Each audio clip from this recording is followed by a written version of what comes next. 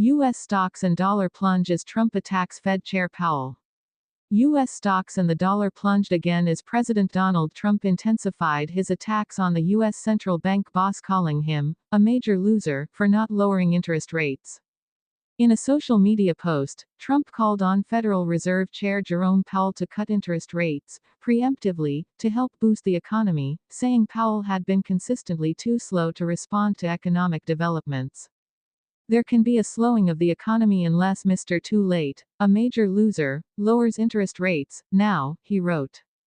Trump's criticism of Powell's handling of the U.S. economy comes as his own plans for tariffs have driven a stock market sell-off and raised fears of economic recession. The president's intensifying clash with Powell, whom he named to lead the Fed during his first term, has added to the market turmoil. Live coverage of this story.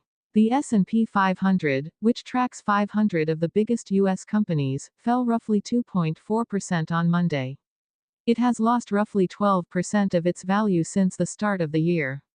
The Dow Jones Industrial Average dropped 2.4% and has dropped about 10% so far this year, while the Nasdaq fell more than 2.5% and is down roughly 18% since January.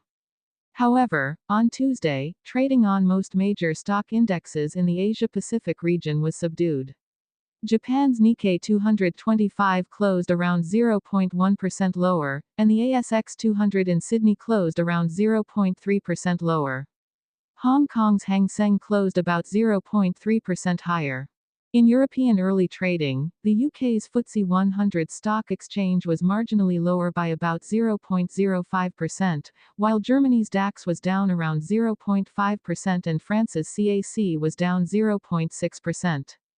Though the US dollar and US government bonds are typically considered safe assets in times of market turmoil, they have not escaped the recent turbulence. The dollar index, which measures the strength of the dollar against a set of currencies including the euro, on Monday fell to its lowest level since 2022. Interest rates on U.S. government debt also continued to rise on Tuesday, as investors demanded higher returns for holding treasuries. Meanwhile, the price of gold hit a new all-time record high, breaking the $3,500 (£2,613) per ounce mark as investors seek out so-called safe haven assets. The precious metal is viewed as a safer place to put money during times of economic uncertainty.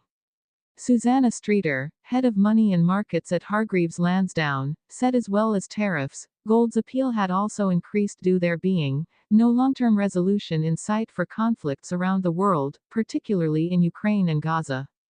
There are also concerns about the risk that geopolitical tensions escalate as opportunities in the Arctic are eyed by the US and Russia, she added. Trump's criticism of Powell dates back to his first term in office, when he also reportedly discussed firing him. Since winning the election, he has urged Powell to lower borrowing costs. The latest criticism follows Powell's warnings that Trump's import taxes were likely to drive up prices and slow the economy. Trump last week called publicly for Powell to be fired, writing on social media on Thursday, "Powell's termination cannot come fast enough. Such a move would be controversial, and legally questionable, given a tradition of independence at the bank." Powell last year told reporters he did not believe the president had the legal authority to remove him. But one of Trump's top economic advisors confirmed that officials were studying the option on Friday, when the stock market in the U.S. was closed for trading.